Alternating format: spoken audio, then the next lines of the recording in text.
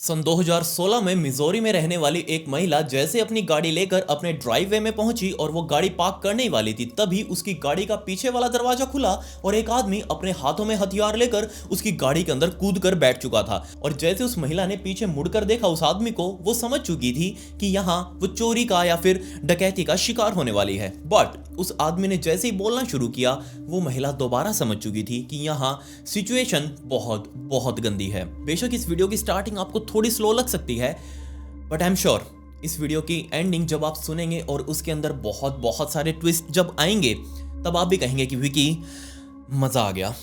और एक ऐसा ही मजा आप मुझे भी दे दीजिए इस लाइक बटन को दबाने का। और दोबारा से हम एमिंग शुरू कर रहे हैं। इस वीडियो पर हम एम कर रहे हैं अगली वीडियो आने तक 20,000 लाइक्स का। सो आप तुरंत वो लाइक बटन को दबाकर वो मजा मुझे दे दें, साथ ही सब्सक्राइब बटन के ऊपर भी क्लिक कर दें, कमेंट्स में पिक में लिख दें, लेट्स डाइव इन।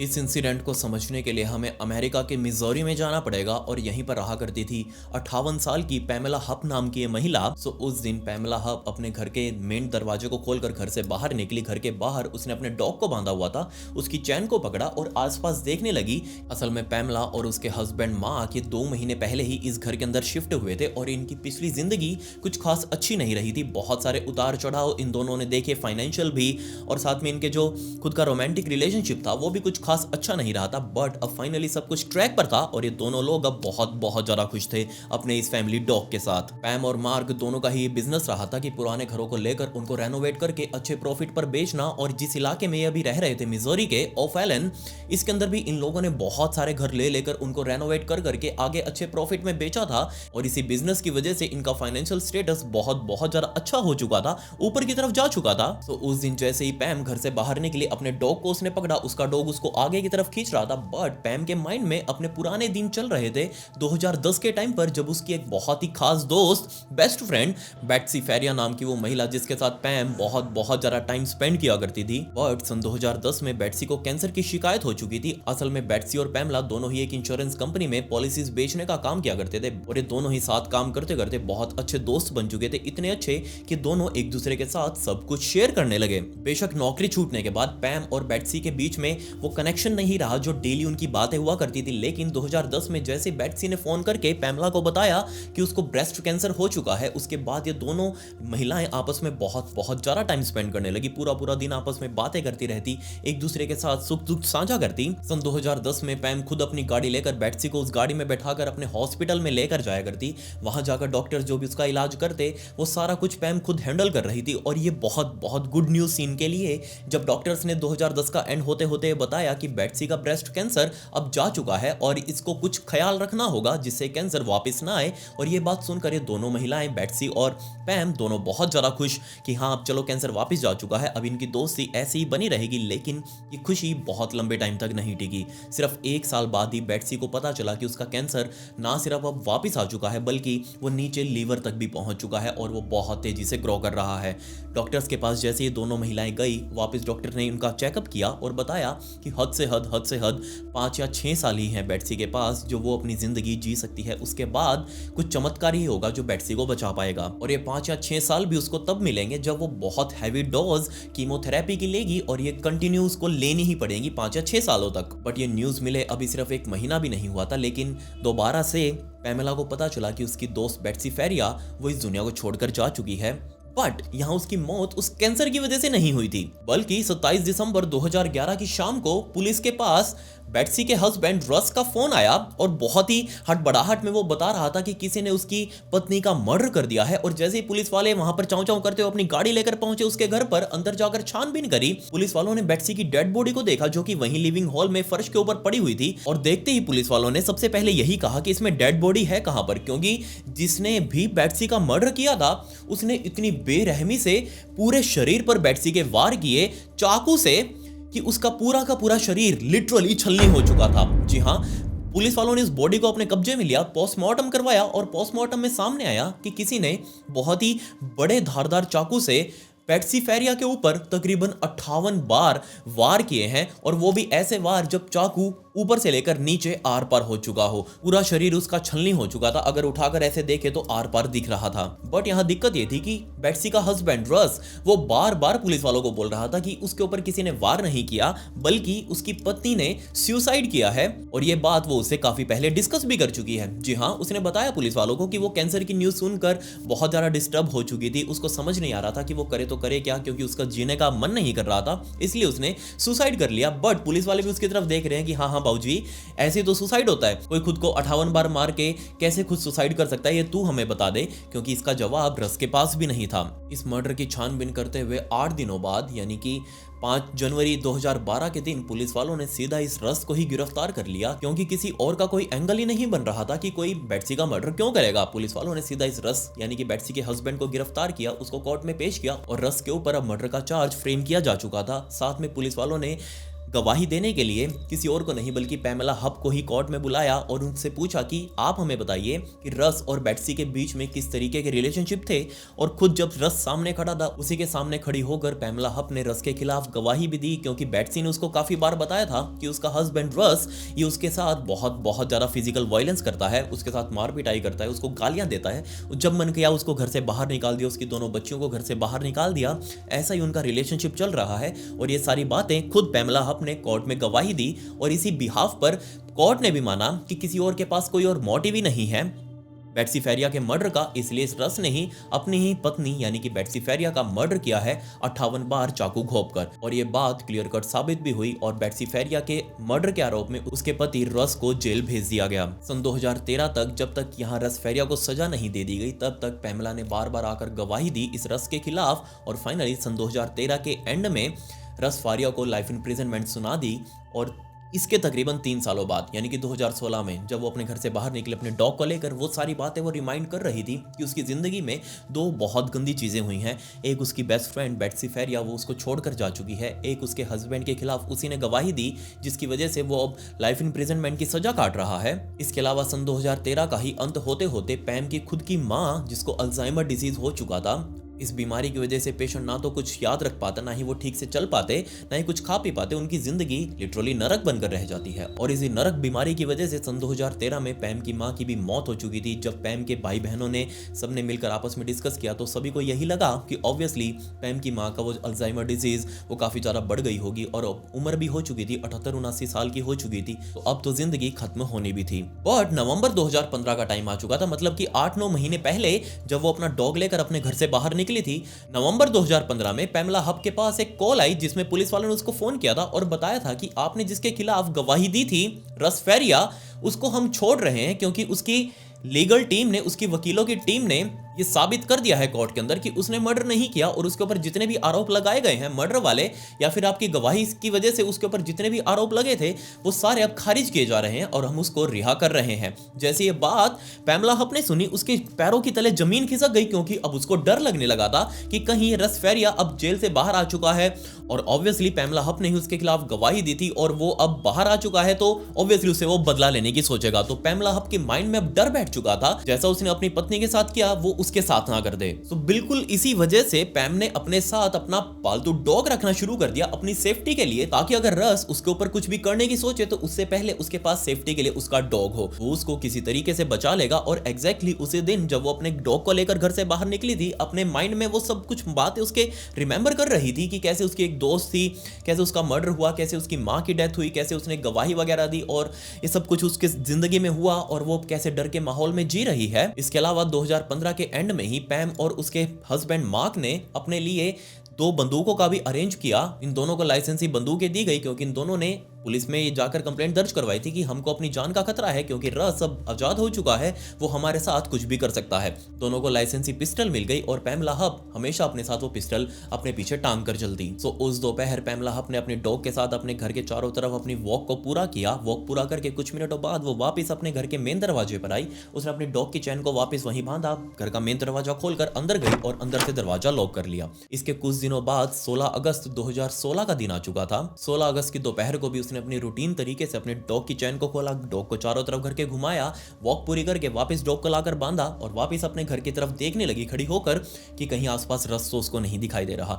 लिटरली उसका माइंड इतना ज्यादा कॉन्शियस हो चुका था इस चीज के लिए, इतना ज्यादा वो डर रहा था कि कहीं आसपास उसे रस ना दिख जाए। इसलिए पैमेला हब कहीं भी जाने से पहले आसपास के एरिया को स्कैन करती, कहीं आसपास उसके कोई खतरा तो ना हो। सो अपने डॉग को वापस बांधकर वो अब की बार अपने घर में जाने की बजाय अपनी गाड़ी में बैठी, अपनी गाड़ी को बैक करके उसको पास ही के ग्रोसरी मॉल से अपनी शॉपिंग वगैरह करके लानी थी घर के लिए। सो अपनी गाड़ी को स्टार्ट करके वो अपने घर से बाहर निकली, पास ही के ग्रोसरी मॉल में गई, वहां उसने अपनी शॉपिंग पूरी करी और कुछ घंटों बाद वो वापस अपने घर के ड्राइववे में अपनी गाड़ी लेकर पहुंच चुकी थी। अब वो गाड़ी को अपने पार्क करने ही वाली थी, इतने में ही उसकी गाड़ी का पिछला दरवाजा बहुत तेजी से खुला। पैम ने अपनी गाड़ी के साइड मिरर में देखा कि उसकी गाड़ी के पीछे एक सिल्वर सीडैन गाड़ी खड़ी हुई है, उसके अंदर कुछ लोग बैठे हैं और उसमें से एक आदमी निकलकर अब उसकी गाड़ी में आया है और उसने बहुत जोर से गाड़ी का पिछला पैसेंजर सीट वाला दरवाजा खोला, कूदकर इस गाड़ी के अंदर बैठा और उस आदमी के हाथ में हथियार भी हैं।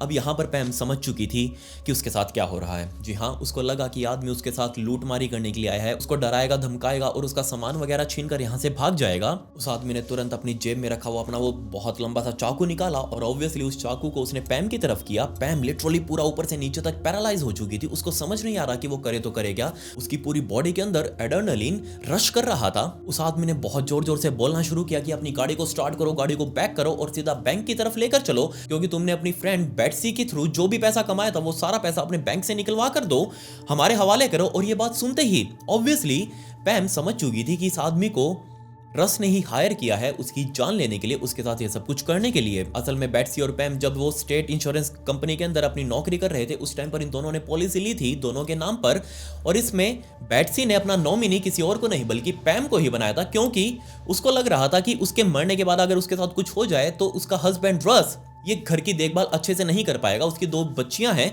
उनकी देखभाल अच्छे से नहीं कर पाएगा। इसलिए बेट्सी ने अपनी पॉलिसी में नॉमिनी पैमेला हब को बनाया और इसके मरने के बाद $1.5 लाख पैमेला हब को मिल चुके थे। अब वही पैसा रस उसे रिकवर करना चाह रहा था और उसके लिए ही उसने आदमी हायर किया है, ऐसा पैमेला हब को लग रहा था। पैम को माइंड में लग रहा था कि अगर वो बैंक जाकर उसको पैसे निकलवा कर दे दे तो ये आदमी यहाँ से पैसे लेकर चला जाएगा, लेकिन इस बात की कोई भी श्योरिटी नहीं थी। पैम बेशक उसको पैसा देने के लिए उस टाइम पर रेडी हो चुकी थी, लेकिन उसके माइंड में कहीं ना कहीं ये भी था कि पैसा लेकर वो उसकी जान ले ले, क्योंकि रस तो यही चाहेगा कि ये पैमेला हब बिल्कुल खत्म हो जाए दुनिया से। इसलिए पैमेला ने बहुत चालाकी से नीचे नीचे अपने हाथ चलाया, उस खिड़की की तरफ लेकर गई गाड़ी के। उसने गाड़ी की खिड़की बहुत जोर से खोली और खुद गाड़ी से नीचे उतरकर अपने गैराज की तरफ भागने लगी, क्योंकि उसके गैराज से एक दरवाजा घर के अंदर भी जा रहा था। और जैसे ही पीछे बैठे इस आदमी ने देखा कि पैमेला हब भाग रही है, ये आदमी भी गाड़ी से नीचे उतरा और ये आदमी भी पैमेला हब की तरफ भागने लगा। अब ये दोनों लोग, पैमेला आगे आगे, वो आदमी पीछे पीछे चाकू लेकर पैमेला हब के पीछे भाग रहा है। पैमेला हब उस दरवाजे को खोलकर घर के अंदर घुस चुकी है और ये आदमी भी अपने हाथ में चाकू लेकर पैमेला हब के पीछे पीछे अंदर घुस चुका है। असल में उस दिन पैमेला हब अपने साथ अपनी गन लेकर नहीं चल रही थी, उसको जस्ट यही लग रहा था कि उसको ग्रोसरी स्टोर तक जाना है, वो जल्दी ही वापस आ जाएगी। बट उसी टाइम पर उसके साथ ये सब कुछ हो गया। खैर ये सब कुछ साइड में, पैमेला हब बहुत तेजी से घर के अंदर भागते हुए अपने लिविंग हॉल में पहुंची। लिविंग हॉल में पीछे पीछे वो आदमी उसके पीछे पड़ा हुआ है और यहाँ रुकने का तो सवाल ही नहीं। खुले में तुरंत पैमेला हब भागते हुए अपने मेन मास्टर बेडरूम में गई। मास्टर बेडरूम का दरवाजा वो बंद करने ही वाली थी, बट उतने में वो आदमी चाकू लेकर उस दरवाजे तक पहुंच गया और दोनों के बीच में खींचातानी चल रही है।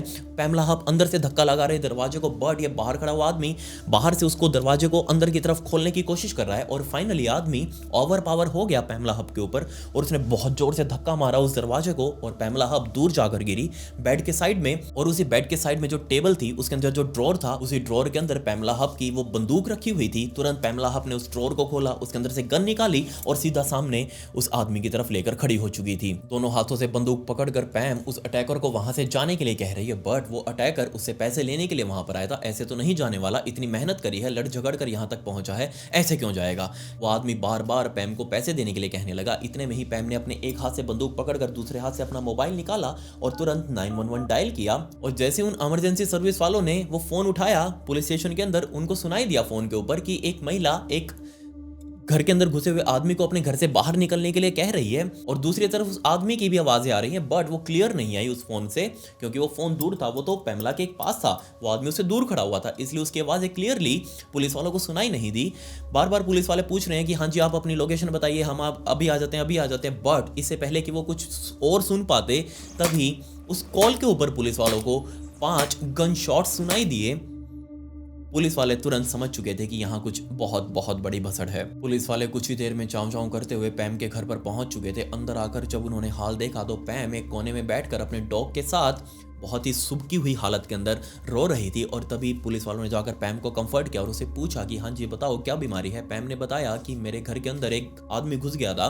पहले तो वो गाड़ी में घुसा था बट फिर वो घर के अंदर घुस गया और वो मेरे साथ लूटमारी करने के लिए आया था, बट उसके हाथ में हथियार भी थे। सो मैंने मेरे सेल्फ डिफेंस के अंदर मुझसे गलती से गोलियां चल गई क्योंकि वो आदमी मेरे ऊपर हमला करने ही वाला था। मैंने आप लोगों को भी फ़ोन किया, हो सकता है आप लोगों ने भी वो कन्वर्सेशन सुनी हो। पुलिस वालों ने कहा कि हाँ जी हमने सुनी है, आप बिल्कुल भी टेंशन मत लीजिए। पुलिस वालों ने उस डेड बॉडी को देखा क्योंकि 5 की 5 गोलियां उस इंट्रूडर को लगी थी, उस आदमी को लगी थी और उसकी लाश अब नीचे पड़ी हुई थी। पुलिस वाले पैम को अपने साथ पुलिस स्टेशन लेकर गए उससे इंटेरोगेशन करने के लिए, पूरा मामला समझने के लिए कि क्या मामला है। पुलिस वालों को पैम ने सब कुछ बताया और फाइनली उस टाइम का बताया, उस मोमेंट पर जब उसने वो 5 गोलियां फायर करी, उसने बताया कि वो बहुत बहुत ज़्यादा डर चुकी थी और जैसे उसने सामने की तरफ देखा वो आदमी नहीं रुक रहा है, वो उसके तरफ बढ़ ही रहा है वो चाकू लेकर। और इससे पहले कि वो उसके ऊपर हमला करे उसने अपनी पिस्टल का ट्रिगर तब तक दबाया जब तक उसके अंदर से सारी गोलियां खाली नहीं हो चुकी थी और वो सारी की सारी गोलियां जाकर सामने उस आदमी को लगी। पुलिस वालों ने इस आदमी के बारे में और पूछा कि क्या तुम इसे जानती हो, बट पैम ने साफ मना कर दिया कि नहीं, मुझे इसकी पहचान को तो नहीं पता, लेकिन मैं इस बात के लिए श्योर हूं कि इस आदमी को भेजने वाला कोई और नहीं बल्कि रस फेरिया ही है, जिसके खिलाफ मैंने गवाही दी थी 2010 से लेकर 2013 तक और उसकी वजह से उसको सजा भी हुई थी। बट अब वो जेल से बाहर आ चुका है। मुझे पता है कि वो मुझसे बदला लेना चाह रहा है, वो मुझे बिल्कुल भी पसंद नहीं करता, वो किसी भी हालत में मेरी जान लेना चाह रहा है और उसी का भेजा हुआ आदमी होगा। आप प्लीज एक बार रस फेरिया से पूछताछ जरूर कर लीजिए इस मामले में। पैम ने बताया कि जो सिल्वर सीडान लेकर ये आदमी यहाँ पर पहुंचा था उसके अंदर एक ड्राइवर भी बैठा हुआ था और हो ना हो वो ड्राइवर कहीं ना कहीं रस फेरिया जैसा लग रहा था। मैंने उसको क्लियरली नहीं देखा, मैंने जस्ट अपनी गाड़ी के उस छोटे साइड मिरर से ही देखा था पीछे खड़ी हुई सिल्वर सीडान को, उसके अंदर एक ड्राइवर बैठा हुआ था और वो कहीं ना कहीं रस फेरिया जैसा ही लग रहा था। पुलिस वालों को अपनी पूरी स्टेटमेंट देने के बाद उसने वो बयान के ऊपर अपने साइन किए और पुलिस स्टेशन से पैम अपने घर पर वापस आ चुकी थी। पुलिस वालों को भी लग रहा था कि जो अटैक पैम के ऊपर हुआ था ये कहीं ना कहीं रस से कनेक्टेड है। बट 7 दिनों बाद पुलिस वालों के पास कुछ ऐसी इंफॉर्मेशन आई जिससे पुलिस वालों को पता चला कि ये अटैक रस से कनेक्टेड तो है बट एक ऐसे तरीके से जिसको लिटरली किसी ने एक्सपेक्ट नहीं किया था। तो पुलिस वालों के हाथ में जो प्रूफ लगा उसके ऊपर पूरा एक रिकंस्ट्रक्शन किया गया कि आखिर 16 अगस्त 2016 के दिन यहाँ पर क्या हुआ और उससे पहले ये अटैक कैसे प्लान किया गया था। 10 अगस्त 2016 यानी कि 6 दिनों पहले जब पैम के ऊपर अटैक हुआ था, 38 साल की कैरोल नाम की महिला जो कि इसी इलाके में रहने वाली थी वो अपने घर के बाहर बैठी हुई थी और तभी कैरोल ने नोटिस किया कि उसके घर के सामने एक सिल्वर सेडान आके रुकी। ड्राइवर ने शीशा नीचे किया और ड्राइवर सामने बैठी कैरोल की तरफ देखने लगा। जैसे कैरोल ने भी उसकी तरफ देखा तो सामने से उस ड्राइवर ने कैरोल को अपने पास आने का इशारा किया। कैरोल अपनी कुर्सी से उठकर सामने उस ड्राइवर से जाकर मिली। उस ड्राइवर ने बताया कि हम एक टीवी शो के प्रोड्यूसर हैं और हम वीडियो शूटिंग वगैरह का काम करते हैं और अब की बार हमें प्रोजेक्ट मिला है कि हमें लोगों के बीच में जाकर उनके कुछ ओपिनियंस वगैरह लेने हैं, उनके साथ कुछ एक्ट वगैरह करने हैं और इसके बदले हम तुमको $1000 देंगे। $1000 अपने यहाँ के अकॉर्डिंग तकरीबन 85,000 रुपए बनते हैं। तो जैसे ये बात कैरोल ने सुनी, कैरोल बहुत ज्यादा एक्साइटेड क्योंकि $1000 कम तो नहीं होते। उस ड्राइवर ने कैरोल को समझाया कि अब की बार जो एक्ट करना है हमें, जिसकी शूटिंग करनी है उसके अंदर हमें एक रॉबरी की एक्टिंग करनी है, उसके अंदर हमें लड़ाई झगड़े की एक्टिंग करनी है और एक 911 कॉल की एक्टिंग करनी है। जैसे ये बात कैरोल ने सुनी, कैरोल को थोड़ा सा अजीब तो लगा बट सामने $1000 भी दिख रहे थे। सामने गाड़ी के अंदर बैठे हुए ड्राइवर ने कहा कि देखो तुम अभी हमारे साथ चल सकती हो बट तुम्हें तुम्हारे साथ कोई भी सेलफोन वगैरह नहीं लेना, कोई भी गाड़ी की चाबी वगैरह नहीं लेनी, वो सब कुछ यहीं छोड़ दो। बट ये बात और ज्यादा अजीब लगी कैरोल को। उसने कहा कि ठीक है 1 मिनट आप यहीं रुकिए, मैं अभी आई। कैरोल अपने घर के अंदर सीधा भागती हुई गई, अपने किचन में गई, ड्रॉअर को खोला और उसके अंदर से कुछ ढूंढने लगी। तभी उसको वो चीज मिल गई। असल में वो चाकू ढूंढ रही थी फोल्ड होने वाला। उसने वो चाकू ड्रॉअर से निकालकर अपनी पीछे वाली जेब में डाला, साथ ही एक और किचन नाइफ बड़े वाला चाकू जो फोल्ड नहीं होता उसने अपनी आगे वाली पॉकेट में डाला और सीधा भागते हुए घर से बाहर निकली, गाड़ी के पास गई। बट घर से निकलने से पहले कैरोल ने अपना सेलफोन भी, जिसको साइलेंट करके उसने अपनी पीछे वाली जेब में रख लिया और वो गाड़ी के पास पहुंची, गाड़ी में बैठ चुकी थी। कैरोल को लग रहा था कि $1000 बहुत होते हैं, ये उसके काम आएंगे बट $1000 के पीछे वो किसी भी ऐसे अनजान व्यक्ति के साथ गाड़ी में बैठकर कहीं भी नहीं जाएगी। इसलिए उसने अपनी प्रोटेक्शन के लिए अपने साथ 2 चाकू और अपना सेलफोन रख लिया। गाड़ी धीरे धीरे रोड पर स्पीड खींच रही थी और तभी ड्राइवर ने बोलना शुरू किया कि हमें यहीं पास ही में एक घर है, उसके अंदर ये सारा कुछ करना है, ये एक्ट करना है और हम उस चीज को शूट करेंगे। वो ड्राइवर धीरे धीरे पूरा एक्ट कैरोल को समझा ही रहा था और कैरोल को ये चीज बहुत ज्यादा सस्पिशियस लगी।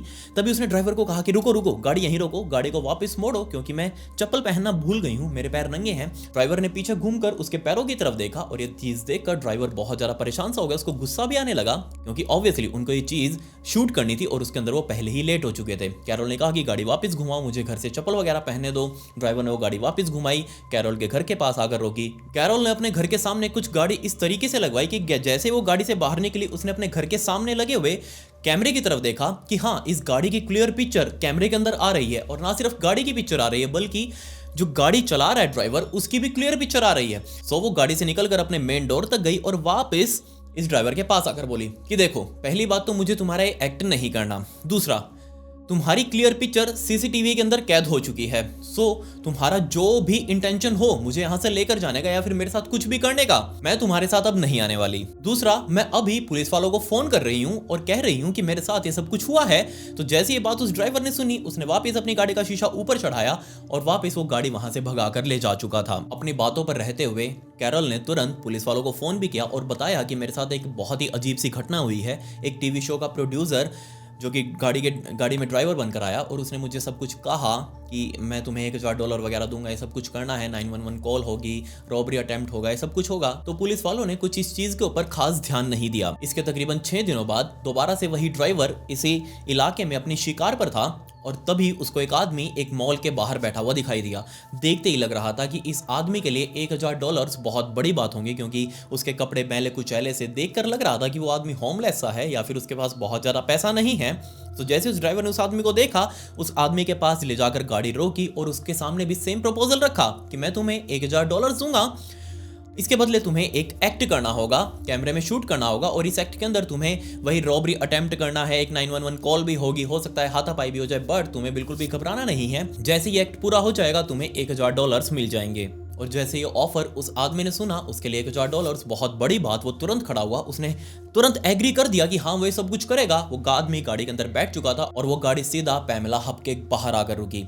बीच रास्ते में उस ड्राइवर ने सब कुछ समझा दिया कि तुम्हें आखिर क्या क्या करना है, इसके अंदर एक रॉबरी करनी है, इसके अंदर किडनैपिंग करनी है, एक 911 कॉल होगी और ये सब कुछ कैमरे के अंदर रिकॉर्ड होगा। बट वो आदमी जो इस गाड़ी के अंदर बैठ कर आया था एक्ट करने के लिए, उसका नाम लुइस, बेचारे इस लुइस को पता ही नहीं था कि वो एक ट्रैप के अंदर फंसता जा रहा है। सो उसके बाद जो सब कुछ हुआ, पैमेला हब वो भागती हुई गैराज में गई, वो आदमी उसके पीछे पीछे पैमेला हब के घर के अंदर जाकर घुसा, वो बेडरूम में गए और बेडरूम में आदमी वो दरवाजा खोलकर अंदर की तरफ घुसा, पैमेला हब की तरफ वो चाकू करके खड़ा हुआ। पैमेला हब ने अपनी गन निकालकर उस आदमी की तरफ तान दी और दोबारा से फोन निकालकर अपना वो 911 डायल करने लगी। इस आदमी को लग रहा था कि ये सब कुछ एक स्क्रिप्ट का हिस्सा है, ये सब कुछ प्री प्लान्ड है और ये सब कुछ शूट हो रहा है। पैम ने 911 डायल कर दिया और उस आदमी को लग रहा था कि ये स्क्रिप्ट का हिस्सा है और उसको अब जस्ट एक्ट करना है, चिल्लाना है कि मुझे पैसे दो, मुझे पैसे दो। बट ये एक्ट यहीं पर खत्म हो जाता, लेकिन पैम ने सामने से इस आदमी के ऊपर 5 शॉट फायर कर दिए।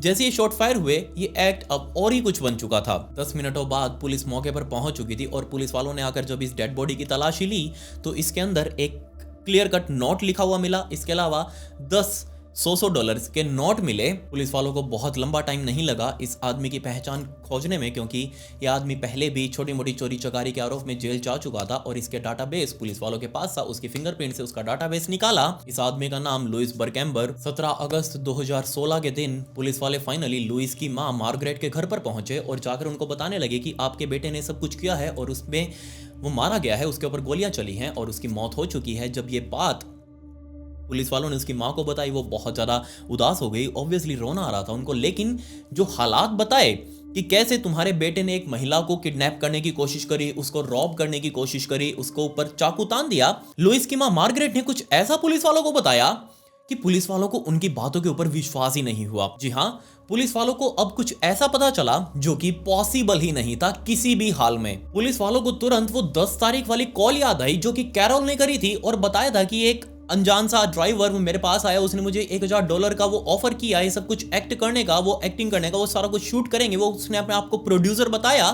बट पुलिस वालों ने उस टाइम पर तो उसको कुछ भी इंपॉर्टेंस नहीं दी उस कॉल को और उसकी कोई भी छानबीन नहीं करी। बट आज 17 तारीख को जब पुलिस वालों ने मार्गरेट से बात करी, लुइस की मां से, और जैसा कि उसने बताया कि ऐसा कुछ हो ही नहीं सकता, पॉसिबल ही नहीं है, तब पुलिस वालों के माइंड में वो 10 तारीख वाली कॉल वो आई, क्योंकि सब कुछ मिला जुला सा लग रहा था, बहुत सिमिलर सा लग रहा था। जी हाँ, पुलिस वालों के माइंड में आ चुका था कि कैरल ने जिसका ऑफर ठुकराया था, जिस ड्राइवर का $1000 वाला, हो सकता है ये वही ड्राइवर हो जिसने लुइस को हायर किया हो ये एक्ट करने के लिए, और इस एक्ट में लुइस मारा गया। पुलिस वालों ने तुरंत कैरल को पुलिस स्टेशन में बुलाया और उसके सामने 6 अलग अलग लोगों की फोटोज रखी और पूछा कि क्या इनमें से कोई वो तुम्हारा ड्राइवर है जो तुम्हारे पास आया था। और तुरंत कैरल ने एक फोटो के ऊपर उंगली रखी कि हाँ ये ड्राइवर था, ये मेरे पास आया था, इसी ने मुझे वो ऑफर किया था। आने वाले 6 दिनों तक यानी कि 23 अगस्त 2016 तक पुलिस वालों ने इन्वेस्टिगेशन करी, जिसका नाम कैरल ने लिया था, जिसकी पहचान करी थी वो ड्राइवर के रूप में। उसकी थोड़ी बैकग्राउंड खंगाली, पुलिस वालों को समझ आ चुका था कि हाँ यही वो मिस्ट्री ड्राइवर है और अब टाइम आ चुका है इसको अरेस्ट करने का। जी हाँ, मार्गरेट जब पहली बार पुलिस वाले उसके पास गए थे, लुइस की माँ के पास गए थे, और जब पुलिस वालों ने लुइस की माँ को बताया था कि तुम्हारे बेटे ने एक महिला के ऊपर अटैक किया है, वो भागते हुए उसके घर में गया, उसके ऊपर जाकर चाकू वगैरह तान दिया, बट लुइस की माँ मार्गरेट ने क्लियर कट मना कर दिया कि नहीं, ये चीज़ पॉसिबल ही नहीं है, क्योंकि बचपने में ही उसके बेटे का कार एक्सीडेंट हुआ था जिसमें उसके बेटे को गंभीर चोटें आई थी, ना सिर्फ दिमाग पर बल्कि पूरे शरीर पर, और उस चोट की वजह से ही, दिमागी चोट की वजह से उसके बेटे का दिमाग एक 12 साल के बच्चे के जैसा है। बेशक उसकी उम्र 38-39 साल की हो चुकी है, लेकिन उसका दिमाग एक बच्चे जैसा ही है। दूसरा, फिजिकल लिमिटेशंस, बेचारा लुइस, उसको चलने के लिए ही सहारा चाहिए है, और आप कह रहे हो कि उसने एक महिला के ऊपर अटैक किया, भागता वो उसके कमरे में गया, उसके ऊपर जाकर चाकू ताना, उससे वो लड़ा, ऐसा पॉसिबल ही कैसे है? वो ये चीज कर ही नहीं सकता, उसका शरीर इतना साथ देगा ही नहीं। और जब पुलिस वालों ने लुइस का बैकग्राउंड चेक किया, डॉक्टर से बात करी, तो ये चीज बिल्कुल बिल्कुल कंफर्म थी कि लुइस ये सब कुछ कर ही नहीं सकता। जिसके बाद पुलिस वालों ने पैम से बात करी कि तुम तो कह रही थी कि तुम्हारे ऊपर ये सब कुछ हुआ है, जो स्टोरी तुमने बताई है वो प्रॉपर पूरे तरीके से झूठ है। पुलिस वालों ने खुद उसको बताया कि हमें सब कुछ पता चल चुका है, तुम्हारे घर के बाहर आकर कोई भी सिल्वर सीडन नहीं रुकी जो रसफारिया चला रहा था और उसके अंदर लुइस बैठा हुआ था। लुइस ने तुम्हारे ऊपर हमला किया और उस हमले में खुद को सेल्फ डिफेंस करते हुए लुइस मारा गया, ऐसा कुछ भी नहीं था। हमें पता चल चुका है कि वो मिस्ट्री ड्राइवर जो सारा कुछ काम कर रहा था वो कोई और नहीं बल्कि तुम खुद हो। जी हाँ, ये पैम खुद मिस्ट्री ड्राइवर बनकर लोगों को हायर कर रही थी एक बहुत बहुत भयंकर ट्रैप के लिए। जी हाँ, जैसे ही रस फारिया 2015 में जेल से बाहर निकला था, उसके बाद से ये पैमला हब इतनी ज्यादा डर चुकी थी कि इसको समझ ही नहीं आ रहा कि करे तो करे क्या, जाए तो जाए कहां। जिस दिन रस फारिया जेल से बाहर आया था, उसी दिन से इस पैमला हब ने प्लान बनाने शुरू कर दिए कि किस तरीके से, क्या ऐसा वो कुछ करे जिससे ये रस फारिया दोबारा से जेल में चला जाए। और फाइनली पैमला हब ने अपने प्लान बना लिए। उसने पहले जाकर कैरोल को अप्रोच किया ताकि वो ये सब कुछ उसके लिए करे। उसने जाकर कैरोल को कहा कि मैं खुद इसमें एक्ट करूंगी, तुम्हें मेरा साथ देना है, इसके अंदर थोड़ी फिजिकल वायलेंस भी होगी, रॉबरी करनी है, किडनैपिंग करनी है, और ये एक्ट यहीं पर खत्म हो जाएगा। बट एक्चुअल में इस पैमला हब का प्लान ये था कि वो किसी ऐसे अनजान बंदे को हायर करेगी जो कि उसके पास आएगा रॉब करते हुए, ताकि बाद में वो सब कुछ समझा सके। और एट द एंड, इस सीन के एंड में वो एक 911 कॉल करेगी ताकि सामने खड़े हुए बंदे की आवाज उस 911 कॉल पर पुलिस वालों को सुनाई दे सके। और एग्जैक्टली यहां पर बेचारे लुइस के साथ ऐसा ही हुआ। कैरोल ने तो मना कर दिया था, कैरोल समझ चुकी थी कि यहां पर कुछ ट्रैप है। बेचारा लुइस, जिसका दिमाग 12 साल के बच्चे के जैसा है, वो बहुत बहुत ज़्यादा वल्नरेबल है, वो इसमें फंस गया। और जैसे ही पैमला हब उसको खुद अपनी गाड़ी में बैठाकर अपने घर लेकर आई, अंदर लेकर गई, उसके सामने उसने पिस्टल तान दी। बेचारे लुइस को तो अभी भी ये लग रहा था कि ये सब कुछ सीन चल रहा है, सब कुछ रिकॉर्ड हो रहा है कैमरे के अंदर। बट तभी पैमला हब ने अपना फोन निकाला, 911 डायल किया और दोबारा से सामने खड़े हुए लुइस को इशारा किया कि पैसे मांगो, पैसे मांगो। लुइस सामने खड़ा होकर पैसे मांग रहा है कि मुझे पैसे दो जो रस फारिया ने तुम्हें दिए, पैसे दो जो रस फारिया ने तुम्हें दिए हैं। और तभी 5 गन शॉट्स की आवाज आई, 5 की 5 गोलियां बेचारे लुइस के सीने में दाग दी गई सामने खड़ी इस पैमला हब के द्वारा। उसने तुरंत फोन काटा, अपना डॉग जो कि उसने बाहर बांधा हुआ था उसको अंदर लेकर आई और उसको हक करके कोने के अंदर बैठ चुकी थी, पुलिस के आने का वेट कर रही थी। जैसे ये 5 गोलियां इस पैम ने लुइस को मारी, उसके बाद उसने तुरंत एक नोट जो कि पहले से ही बना रखा था, उस नोट के अंदर लिखा हुआ था get the russes money and kidnap Pam. ये एक नोट के अंदर लिखा हुआ था। वो नोट उसने चुपके से लुइस की जेब में डाल दिया। इसके अलावा $100 के 10 नोट वो दूसरी जेब में डाल दिए ताकि पुलिस वाले जब इसकी आकर चेकिंग करें तो उनको लगे कि हाँ, रस ने ही ये आदमी भेजा था, उसको पैसे दिए थे पैम को मारने के लिए। जब पुलिस वालों ने कैरोल को पुलिस स्टेशन बुलाकर पूछा था कि बताओ इनमें से कौन है वो ड्राइवर, तब कैरोल ने तुरंत बिना हेजिटेट किए सीधा पैम की फोटो के ऊपर उंगली रखी कि ये आई थी मेरे पास वो ड्राइवर बनकर और इसी ने मुझे वो ऑफर किया था। इसके अलावा कैरल ने वो सीसीटीवी फुटेज जो कि उसके घर के बाहर लगा हुआ था, उसकी फुटेज भी पुलिस वालों को दी। उस फुटेज के अंदर क्लियर कट दिख रहा था कि पैम अपनी गाड़ी लेकर कैरल के पास गई थी उसको हायर करने के लिए। बस ये तो मौके की बात थी कि लुइस ने हाँ कर दी। जबकि कैरल गाड़ी में बैठ चुकी थी उसके साथ आने के लिए। अगर कैरल बीच में उसको ना रोकती तो कैरल बेचारी अपनी जान से हाथ धो बैठती। पुलिस वालों ने 23 अगस्त के दिन पैम को गिरफ्तार कर लिया और उसके ऊपर मर्डर के चार्जेस लगे। अब आपको लग रहा होगा कि यही स्टोरी कांड है, बट नहीं, ये स्टोरी का एंड नहीं है। जी हाँ, पैम समझ चुकी थी कि अगर रस फारिया जेल से बाहर आया है मतलब कुछ और एविडेंस होंगे जो कि कोर्ट के अंदर पेश किए गए होंगे, जो कि रस फारिया को इस केस से बरी कर रहे हैं। मतलब साफ था यहां कुछ और पक रहा था। जी हां, पैट्सी फेरिया के मर्डर के अंदर बहुत सारे नए सबूत मिले थे जो कि कुछ और ही कहानी बोल रहे थे। पैट्सी फेरिया आप भूल तो नहीं गए, जिसको 2010 में ब्रेस्ट कैंसर आया था और बाद में उसकी वो मौत हो गई थी, 58 बार उसके चाकू मारे गए थे। वही उसकी दोस्त, उसके केस में अब एक नया मोड़ आने वाला था और ये पैम पहले से ही समझ चुकी थी कि ये मोड़ क्या होने वाला है और इसी वजह से उसको ज्यादा जल्दी थी वो रस को जल्दी से जल्दी जेल के अंदर वापस भिजवाए और ये जो नया मोड़ आने वाला है इसको यहीं रोक दे। 27 दिसंबर 2011 की रात को जब पैट्सी फेरिया का वो मर्डर हुआ था, 58 बार चाकू उसको घोंपे गए थे, उस दिन दोपहर को पैट्सी फेरिया और पैमेला हप ये दोनों हॉस्पिटल गए थे ताकि वो बेचारी पैट्सी फेरिया का वो कीमोथेरेपी ले सकें, उसके इंजेक्शंस वगैरह ले सकें। बट इससे तकरीबन 4 दिनों पहले पैट्सी फेरिया ने एक नई इंश्योरेंस पॉलिसी ली थी और उसमें क्लियर कट नॉमिनी इस पैमेला हप को बनाया था $1.5 लाख का। और उसके सिर्फ 4 दिनों बाद पैट्सी फेरिया का मर्डर हो गया। खैर, जैसे वो कीमोथेरेपी करके घर पर आए उस टाइम पर रस घर पर नहीं था, यानी कि पैट्सी का पति रस घर पर नहीं था, सिर्फ ये पैमेला हप और पैट्सी फेरिया ही थे। और जैसे ही पैमेला हप और पैट्सी फेरिया घर के अंदर घुसे, इस पैमेला हप ने अपनी जेब में रखा वो चाकू निकाला, सोफे पर बैठी हुई बेचारी पैट्सी फेरिया के पीछे कमर में उसने चाकू घोंपा।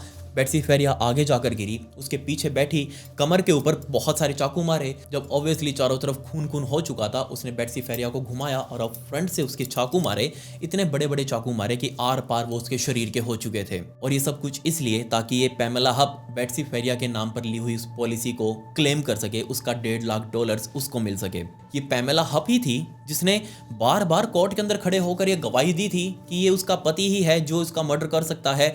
यही उसको बार बार परेशान करता था। मुझे बहुत बार पैट्सी फेरिया ने बताया है कि ये रस उसको मारता पीटता है, उसको घर से बाहर निकाल देता है, उसको दारू पीकर तोड़ता है अच्छे से। अब ऑब्वियसली जब पुलिस वालों के सामने या फिर कोर्ट में जब गवाही दी गई तो सबको लगा कि हाँ, ये रस ही होगा जिसने ये सब कुछ कांड किया है। बट अंदर ही अंदर रस को तो पता था कि पैम झूठ बोल रही है क्योंकि उसने ऐसा कभी कुछ किया ही नहीं। और ये बात रस ने 3 सालों के अंदर, जिस टाइम पर वो जेल में था, उसने अपने वकील को समझा दी कि मैंने सब कुछ नहीं किया, मुझे तो अब सजा भी मिल चुकी है, अब तो मैं तुम्हारे आगे सच बोल ही सकता हूँ, बट मैंने ऐसा कुछ नहीं किया, मुझे बिना किए की ही सजा मिल रही है, तुम प्लीज इस पैम को खंगालो। जिसके बाद वकीलों ने पैम के ऊपर निगरानी रखनी शुरू कर दी और फाइनली उनको समझ आ गया कि हाँ यही है।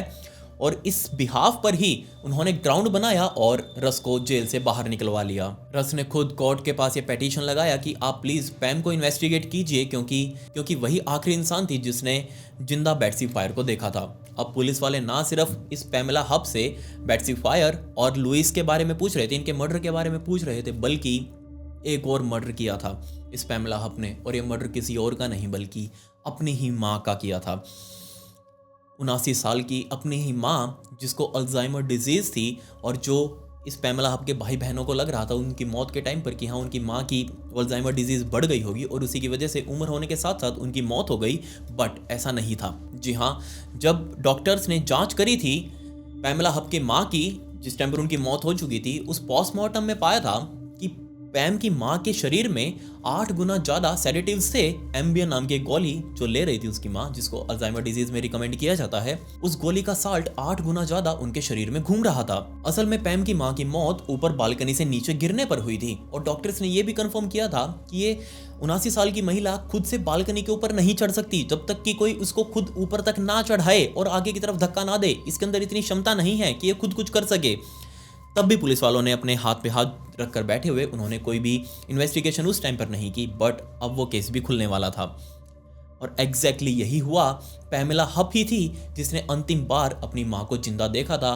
बट उनके मरने से पहले जस्ट 1 हफ्ते पहले इस पैमेला हप ने दोबारा से एक पॉलिसी ली थी, इंश्योरेंस पॉलिसी, जिसके अंदर नॉमिनी उसने खुद को बनाया। अब की बार $1 लाख थे। अपनी माँ के मरने पर उसको $1 लाख मिलने वाले थे और ये पॉलिसी करवाने के सिर्फ 1 हफ्ते के अंदर ही इस पैमेला हप ने अपनी माँ को खुद के ही घर से नीचे की तरफ बालकनी से धक्का दे दिया और जिससे उनकी मौत हो गई। और उसके बाद 1 हफ्ते के अंदर ही $1 लाख इस पैमेला हब को मिल चुके थे। जब पुलिस वालों ने सारा कुछ कन्फेस करने के लिए इंटेरोगेशन रूम में पैमेला हब को बैठाकर से सवाल जवाब किए, उस टाइम पर पैमेला हब बिल्कुल चुप रही। उसने कहा कि मैं अपने सिर्फ वकील से बात करूंगी, मैं आपसे बात नहीं करूंगी, आप प्लीज मेरे वकील को बुला दीजिए। जब पुलिस वालों ने उसके वकील को फोन किया, उस मोमेंट पर बीच में इस पैमेला हब ने कहा कि मुझे अर्जेंटली बाथरूम में जाना है। जिस टाइम पर ये पैमेला हब इस इंटेरोगेशन रूम में बैठी हुई थी, यहाँ पर पुलिस वाले उसके बोले गए सारी चीजों को लिख रहे थे, बयान के रूप में एक पेपर के ऊपर लिख रहे थे और साइड में एक पेन पड़ा हुआ था।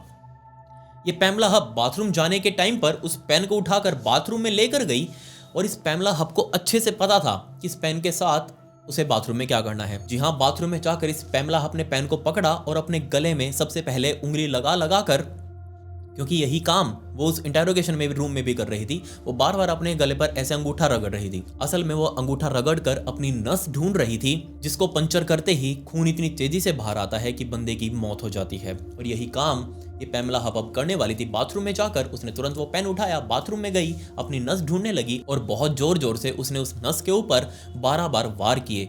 बहुत जोर से उसने चिल्लाया। तुरंत पुलिस वालों ने उस बाथरूम का दरवाजा तोड़ा, पैम को बाहर निकाला। खून बहुत ज़्यादा बह चुका था। उसको पुलिस स्टेशन से हॉस्पिटल लेकर गए एम्बुलेंस के अंदर। वहाँ जाकर डॉक्टर्स ने उसका इलाज किया, बट किस्मती से ये पैमेला हब तेज तो बन रही थी खुद को मारने के लिए, बट वो मार नहीं पाई क्योंकि वो नस उसे मिली ही नहीं। उसने दूसरी नसों को पंचर कर दिया था, लेकिन डॉक्टर्स ने जल्दी उन्हें ठीक कर दिया और ये पैमेला हब दोबारा से ठीक हो चुकी थी। खैर, पैमेला हब के ऊपर केस चला और 12 अगस्त 2019 के दिन फाइनली कोर्ट ने पैमेला हब को लाइफ इम्प्रिजनमेंट सुना दी, वो भी बिना पैरोल के। मतलब कि जब तक वो जिंदा रहेगी तब तक वो जेल में रहेगी, जेल से बाहर नहीं आ सकती। इस पैमेला हब ने अपनी माँ का मर्डर किया, अपनी दोस्त का मर्डर किया जो कि उसके ऊपर बहुत ज़्यादा विश्वास करती थी। इसके अलावा बेचारे लुइस, जिसका कोई कसूर ही नहीं था, जो इनका दूर दूर से कोई लेना देना नहीं था, बट उसका भी मर्डर किया सिर्फ और सिर्फ अपने फाइनेंशियल गेन के लिए, अपने प्रॉफिट के लिए। खैर, दूसरी तरफ रस फारिया, जिसको गलत सजा दी गई थी, जिसने 3-4 साल जेल के अंदर बिताए फालतू में, उसको कोर्ट द्वारा $2 मिलियन